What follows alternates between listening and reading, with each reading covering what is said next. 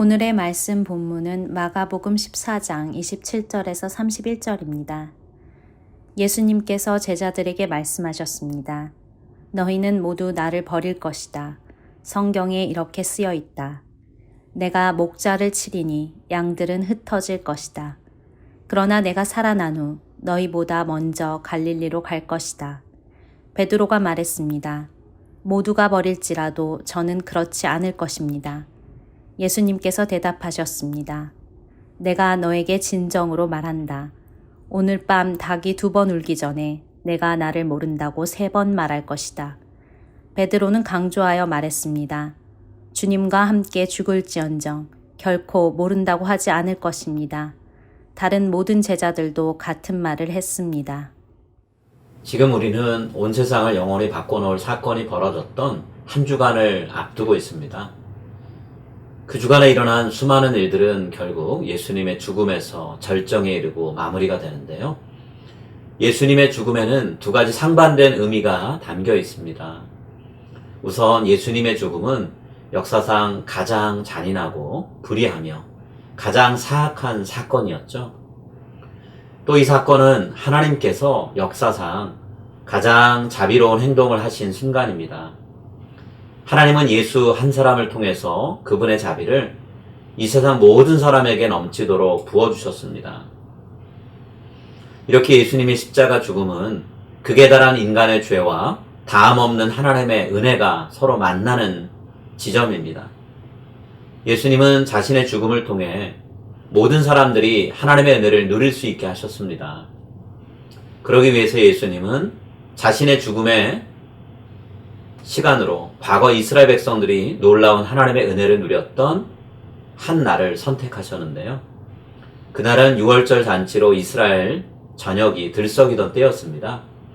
예루살렘에 모인 사람들마다 하나님의 위대한 구출 작전을 이야기했고요. 또 하나님께서 그분의 백성들과 맺으신 언약에 대해서 즐겁게 이야기 나눴습니다. 사람들은 자신들을 대적하던 이방 나라와 그 왕을 하나님이 물리치시고 자기의 백성을 해방시키신 사건을 이야기했어요. 이렇게 감사와 기쁨이 넘치는 날 한쪽에서는 예수님을 죽음으로 내몰 음모가 은밀하게 계획되고 있었습니다. 이 음모에 가담한 사람들은 예수님을 곤경에 빠뜨릴 함정을 파고 거짓된 고발을 준비하고 있었습니다. 그리고 그들은 동원할 수 있는 모든 사람을 동원해서 예수님을 궁지로 몰고 갔죠. 이들이 제시한 돈의 유혹에 빠져서 가룟 유다는 예수님을 팔아넘겼습니다. 여러분, 어느 누구도 제자들 중에 이런 배신자가 나올 거라는 것은 상상도 못했어요. 예수님이 마지막 만찬을 나누시며 누군가 예수님 팔아넘길 것이라고 말씀하셨을 때 제자들은 모두 근심하면서 그 사람이 누군지 알아내려고 했습니다. 또 혹시나 자신이 그런 사람이 되진 않을까 염려하며 제자들은 끝까지 예수님을 따르겠다고 굳게 약속하지 했죠. 하지만 그 어느 누구도 자신을 믿을 수 없었습니다. 사람은 누구나 죽음의 위협 앞에서 몸을 움츠리는 연약한 존재일 뿐이니까요. 살기 위해서 무엇이든 하려는 것이 죄에 물든 우리 인간의 악한 본성이기도 합니다. 이런 인간의 모습을 잘 아시기 때문에 예수님은 제자들에게 너희가 다 나를 버리리라 라고 말씀하셨던 거죠. 목자이신 예수님을 치면 양떼인 제자들은 여기저기로 뿔뿔이 흩어지고 말 겁니다. 이 말씀을 듣고 베드로는 몸서리치면서 외쳤습니다. 다 버릴지라도 나는 그리하지 않겠나이다. 다른 제자들이 비겁하게 도망치더라도 자신만은 그러지 않겠다고 굳게 베드로는 약속했습니다. 이때 베드로는 제가 주님 곁을 지켜드릴 겁니다. 결코 예수님 혼자 외롭게 그 길 가시게 하지 않을 겁니다. 그러니 저만 믿으십시오 라고 말한 거예요. 하지만 예수님은 베드로가 맞이할 부끄러운 미래를 내다보시며 미리 말씀해 주셨죠. 오늘 밤 닭이 2번 울기 전에 내가 나를 3번이나 모른다고 부인할 것이다. 예수님은 베드로도 다른 제자들과 크게 다를 바가 없을 것이라고 말씀해 주셨어요. 이 말을 듣고 베드로가 또 한 번 힘주어 말했습니다. 내가 주님과 함께 죽는 한이 있어도 절대로 주님을 부인하지 않을 겁니다. 이 말의 질서라 다른 제자들도 죽음을 두려워하지 않고 예수님 곁을 지키겠다고 굳게 약속했죠. 하지만 이 약속과는 달리 예수님이 군인들에게 체포당하실 때 제자들은 모두 뿔뿔이 흩어졌습니다. 그나마 예수님 곁을 맴돌던 베드로도 예수님이 말씀하신 것처럼 3번 예수님 모른다고 말했죠. 마지막으로 3번째 예수님을 부인하는 말을 내뱉고 나서야 베드로는 비로소 예수님이 예고하신 말씀을 떠올리면서 서럽게 울었습니다. 자신도 연약한 인간에 불과하다는 걸 베드로는 그때서야 비로소 깨달았던 거죠. 여러분, 우리 중에 누가 자기 믿음이 100% 변하지 않을 거라고 장담할 수 있을까요? 아무도 없습니다. 믿음은 우리가 굳게 결심한다고 지켜지는 게 아니죠. 오히려 자신을 버리고 도망친 제자들과 모른다고 부인하는 제자를 다시 찾아와 주시는 예수님의 은혜를 경험해야 흔들리고 무너진 믿음이 다시 되살아납니다. 연약한 우리를 때를 따라 돕는 은혜로 채우시는 예수님을 바라보면서 우리에게 주어진 이 믿음의 길을 한 걸음 한 걸음씩 걸어가는 저와 여러분이 될 수 있기를 간절히 기도합니다. 이제 오늘 주신 말씀을 붙잡고 다음의 기도 제목으로 함께 기도하시겠습니다. 저 자신의 굳은 의지를 믿고 예수님을 따르겠다는 호언장담하지 않게 하시고 언제나 무너질 수 있는 연약한 나의 모습을 겸손히 인정하며 살게 하소서. 위험한 순간에 예수님 곁을 지키지 못하고 살기 위해 멀리 숨거나 떠나도 다시 찾아와 손을 내밀어 주실 예수님의 은혜를 의지하며 살게 하소서.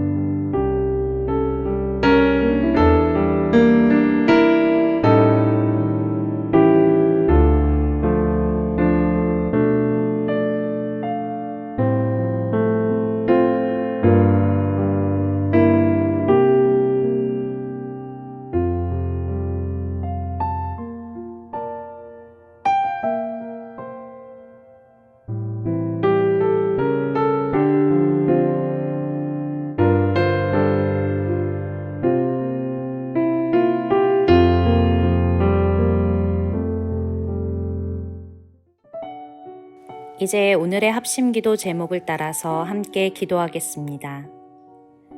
성도들의 삶과 직장이 안정되게 하시고 팬데믹 기간 중 이직을 준비해야 하는 성도님들 가정에는 하나님이 새 길을 여시는 은혜를 보여주소서. 가정과 학교에서 학업 중인 자녀들의 건강을 지켜주시고 지혜를 주셔서 앞으로의 미래를 충실히 준비하게 하소서. 자녀들의 직장, 결혼, 가정 생활을 이끌어 주시고 부모님들이 건강하게 팬데믹 기간을 지내시도록 지켜 주옵소서.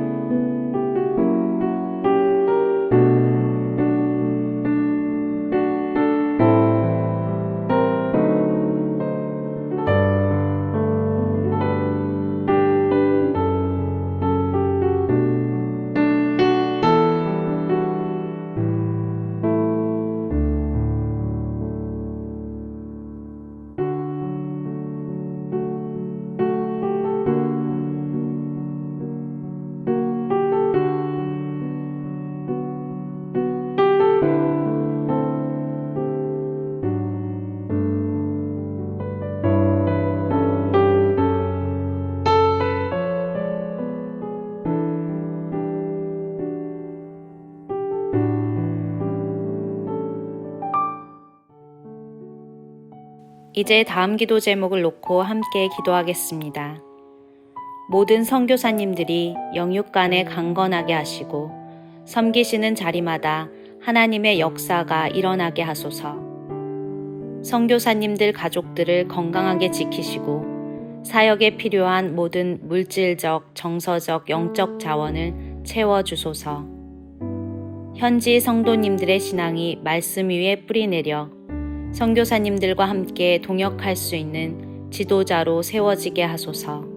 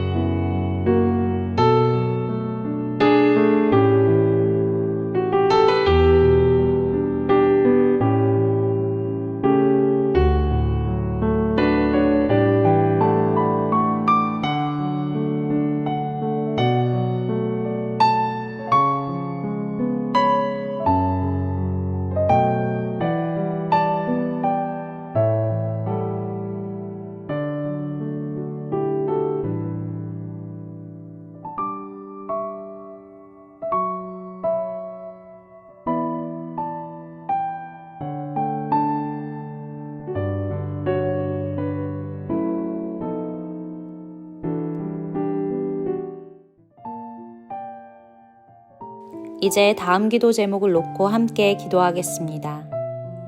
장기화된 코로나 팬데믹으로 인해 불안해진 정서가 안정되게 하시고 범죄의 유혹에 빠지지 않게 하소서. 모든 사람이 다 소중함을 가슴 깊이 새기며 인종차별을 버리고 인종화합의 길로 나아가게 하소서. 삶의 기반이 흔들리거나 무너진 각 가정과 나라 경제를 활성화시켜 주시고 강하게 만들어 주소서.